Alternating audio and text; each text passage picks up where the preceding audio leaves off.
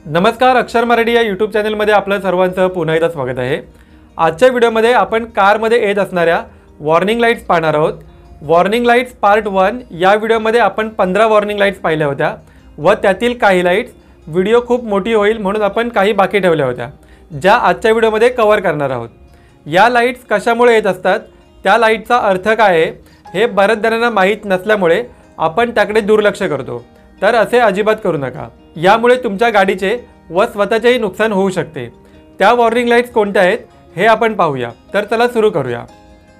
पहिल्या क्रमांकाची लाईट आहे एअर बॅग वॉर्निंग लाईट। या वॉर्निंग लाईटमध्ये दोन कलरच्या लाईट येतात, एक येलो किंवा ऑरेंज आणि red.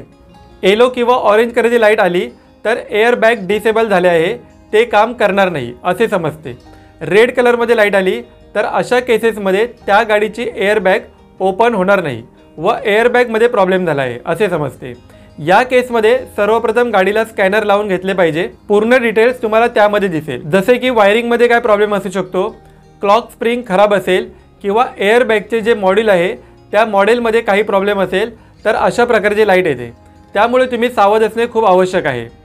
2 brake pad monitoring warning light. ही लाईट येण्याचे कारण असे की गाडीचे जे ब्रेक पॅड असतात त्याची थिकनेस कमी झाली की ही लाईट तुम्हाला इंडिकेट करते की ब्रेक पॅडचे थिकनेस कमी झाले आहे, त्यामध्ये तुम्हाला ब्रेक पॅड रिप्लेस करून घ्यायचे आहेत। 3 eco reminder warning light.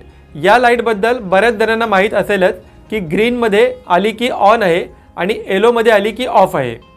4 steering lock warning light.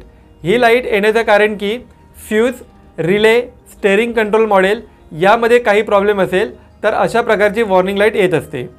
5 T belt warning light म्हणजे टायमिंग बेल्ट वॉर्निंग लाईट। ही लाईट येण्याचे कारण म्हणजे एखादी गाडी जवळपास 1 लाख किलोमीटर चालली किंवा 80,000 ते 1 लाख किलोमीटर दरम्यान गाडी चालत असेल तर अशा प्रकारची लाईट तुम्हाला इंडिकेट करत असते। त्यावेळेस टायमिंग बेल्ट रिप्लेस करणे गरजेचे असते। प्रत्येक गाडीच्या कंपनीनुसार या बेल्टचे किलोमीटर डिसाईड केलेले असते, त्याप्रमाणे ती लाईट तुम्हाला इंडिकेट करते। 6 वॉशर फ्लुइड लो। ही लाईट येण्याचं कारण की वायपर टँकमध्ये पाण्याची लेवल कमी झाल्यामुळे ही लाईट इंडिकेट होत असते। पाणी टॉपअप केले की लाईट ऑटोमॅटिक निघून जाते। 7 इन्फॉर्मेशन इंडिकेटर लाईट। ही लाईट तुम्हाला engine oil, oil filter, air filter, fuel filter, gear oil, coolant, temperature या सगळ्यांमध्ये काही प्रॉब्लेम आला तर ही लाईट इंडिकेट होत असते। अशा केसेसमध्ये कार स्कॅन करणे खूप गरजेचे आहे। कार स्कॅन केल्यानंतर तुम्हाला अचूक प्रॉब्लेम हा मिळू शकतो। 8 इग्निशन स्विच वॉर्निंग लाईट। इमोबिलायझर जेव्हा याच्या कॉन्टॅक्टमध्ये येत नाही तेव्हा अशा प्रकारची लाईट इंडिकेट होत असते। 9 की फोब बॅटरी वॉर्निंग लाईट। या लाईटचे येण्याचे कारण असे की रिमोटमधील सेल डाऊन झाले की ही लाईट डिस्प्ले होत असते। 10 डिस्टन्स वॉर्निंग लाईट। ही रेडिओमध्ये शो होत असते डिस्टन्स संदर्भामध्ये, डिस्टन्स वॉर्निंग लाईट असे म्हटले जाते। 11 प्रेस ब्रेक पॅडल।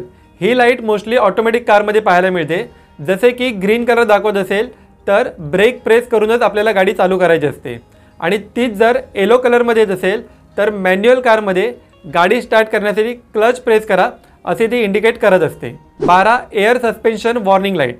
जर गाडीला लिफ्टवरती उचलायचे असेल किंवा जॅकवर उचलायचे असेल तर तुम्हाला सेटअपमध्ये जाऊन सस्पेन्शनला लॉक करून घ्यायचे असते, नाही केले तर अशा प्रकारची लाईट तुम्हाला तिथे इंडिकेट होत असते। 13 डर्टी एअर फिल्टरची लाईट।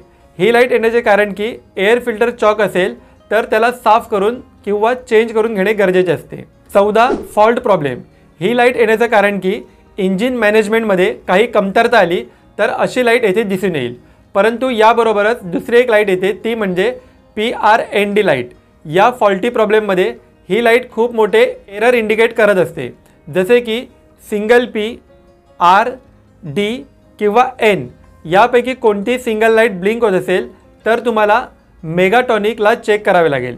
त्यामुळे तुम्हाला कार स्कॅन करून घेणे गरजेचे आहे, तरच तुम्हाला अचूक प्रॉब्लेम हा मिळू शकतो। 15 लो फ्युएल इंडिकेटर लाईट। ही लाईट बऱ्याच जणांना माहीत असेलच, यामध्ये तुम्हाला फ्युएल फिल करून घ्यायचे असते। 16 बोनेट ओपनिंग वॉर्निंग लाईट। ही लाईट बोनेट ओपन असेल किंवा बोनेटच्या स्विचमध्ये काही प्रॉब्लेम असेल तर अशी लाईट इंडिकेट होत असते।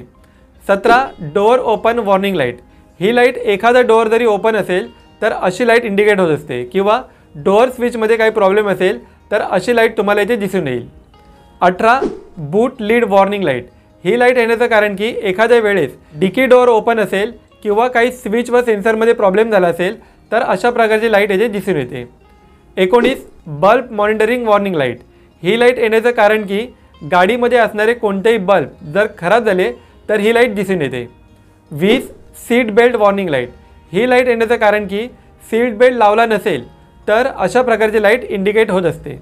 त्याचबरोबर गाडी चालवत असताना सुद्धा बजर तुम्हाला ऐकायला येईल, म्हणून सीट बेल्ट प्रॉपर लावणे खूप गरजेचे आहे. 21 push button indicator warning light. ही वॉर्निंग लाईट ज्या कीलेस चावी असते त्यामध्ये पुश बटन असते, ते प्रेस करण्यासाठी ही वॉर्निंग लाईट दिलेली असते. 22 turn indicator low beam, high beam, fog lamp, rear fog lamp अशा बऱ्याचशा वॉर्निंग लाईट तुम्हाला पाहायला मिळतील. या व्यतिरिक्त गाडीच्या कंपन्यांप्रमाणे व नवीन अपडेटप्रमाणे अनेक नवनवीन इंडिकेटर गाड्यांमध्ये पाहायला मिळतात, ज्यांच्या संदर्भात आपण अजून एक व्हिडिओ घेऊन येऊ. तर आजची व्हिडिओ तुम्हाला माहितीपूर्ण वाटली असेल तर व्हिडिओला लाईक व चॅनलला सबस्क्राईब नक्की करा. मिळूया अशाच पुढच्या व्हिडिओमध्ये. तोपर्यंत गुड बाय.